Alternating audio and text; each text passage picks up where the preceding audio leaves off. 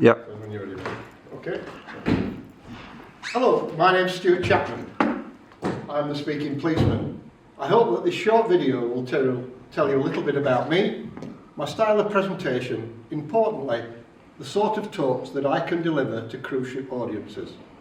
I absolutely adore travelling the world on cruise ships, and in recent years I've had some amazing holidays in various parts of the world before I started to entertain other passengers.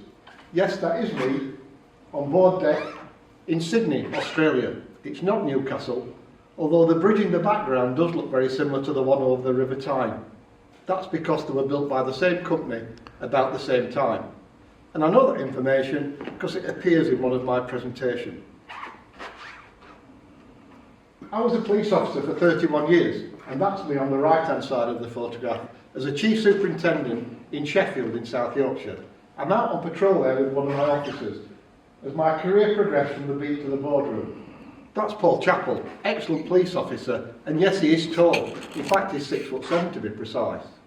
But actually, on day one of my career in the police, I found out that being tall doesn't necessarily bring advantages. As when I went to an incident on a double-decker bus and walked up the steps, the custodian helmet, like Paul's wearing there, crashed into the ceiling of the bus and damaged the top of the helmet.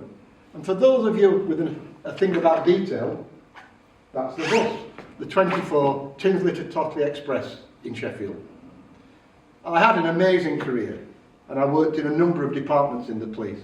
I was a detective in CID, I was in traffic, I was a firearms incident commander, I was a public order commander. For a short time I was an instructor in the Force Training School, helping develop new cops. And towards the end of my career, I was a policy advisor to Chief Constable.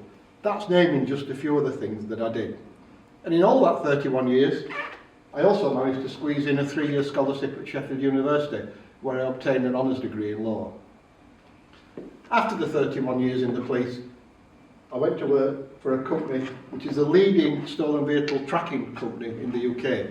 And there I was advisor to the board, liaising with the Home Office, with police forces across the UK, as well as insurance companies and the car industry, both in the UK and in Europe.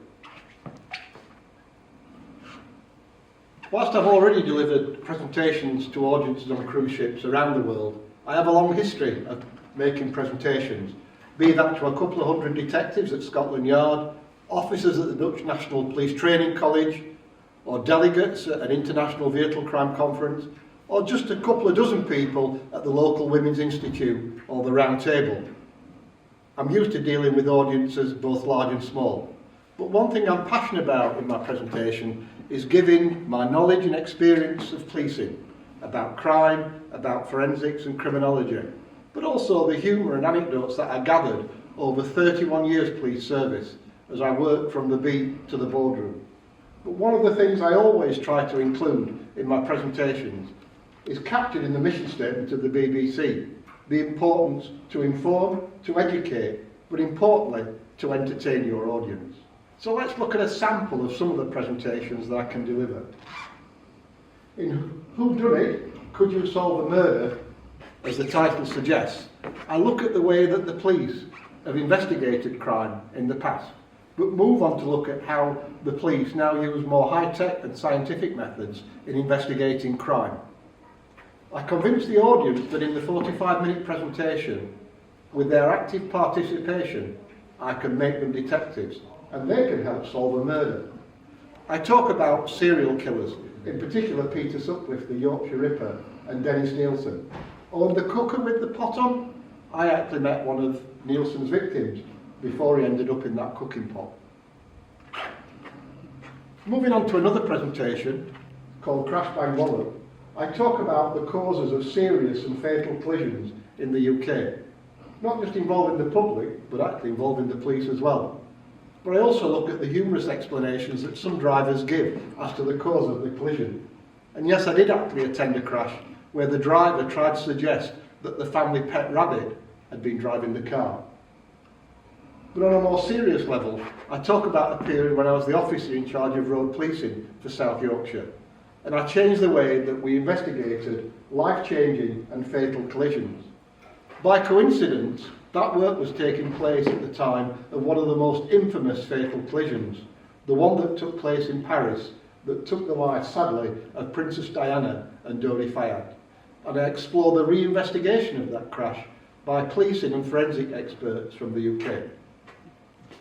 Moving on to another presentation, Trick or Treat, which I think is very current and very useful for cruise ship audiences, and that's how to avoid being the victim of fraud. And I asked the audience, why do we trust certain people, be it their celebrity, their particular role, or the fact that they're friends? And I give the warning signals to look out for to avoid being the victim of fraud. And I know that because I was the victim of fraud. And as a senior police officer, both myself and others fell victim to fraud, actually committed by another police officer. And it was embarrassing. But that's the key factor that fraudsters rely on. It's your embarrassment and the hope that you won't report it. The presentation then moves on to look at romance fraud. And I examine victims, both young and old, that have fell victim to romance fraud. And again identify the signals to look out for. As the presentation progresses, I then look at the issues now raised by cybercrime and deep fakes, where fraudsters are using artificial intelligence to create moving, speaking images that look like someone we know, be it a celebrity or a family friend. So is that really Morgan Freeman? We'll have to see the presentation to find out. I have a number of presentations prepared that I can give. In missing, I look at why people go missing and what the eventual outcomes are. Sadly, that's sometimes murder.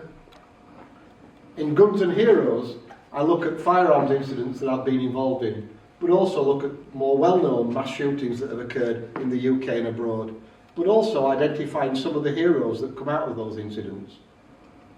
And in Tenpence Terrorism, I look at how terrorism has changed the way that we go around the world today, and actually terrorist incidents that I've been involved in myself, but also ask a question: how can something as simple as a 10-pence coin used by terrorists bring a city to a standstill?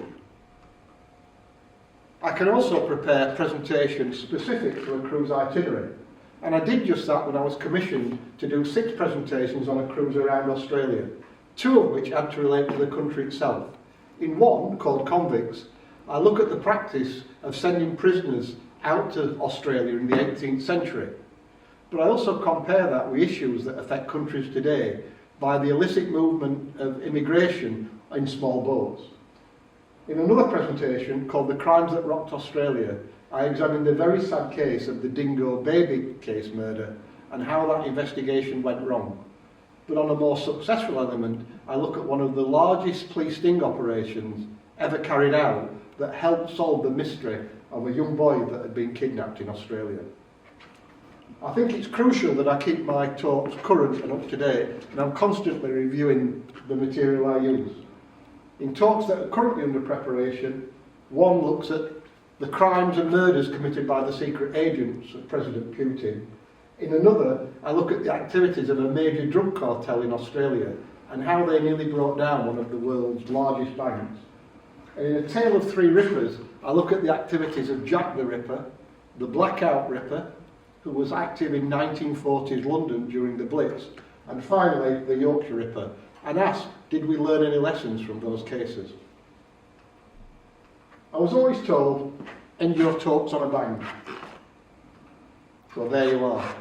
I hope that I've piqued your interest and you will afford me the opportunity to appear in front of the audience on one of your cruises. But I'll bear in mind the importance to inform, to educate, but importantly, to entertain them. It's always my practice to leave audiences with a question. So on this one, in slide 1, I talked about a bridge that is both in Sydney and a similar one in Newcastle. Does anybody know the name of the company that built it? On this occasion, I'll give you the answer. It's Dorman Lang, the civil engineering company based in the northeast England of England. Thank you.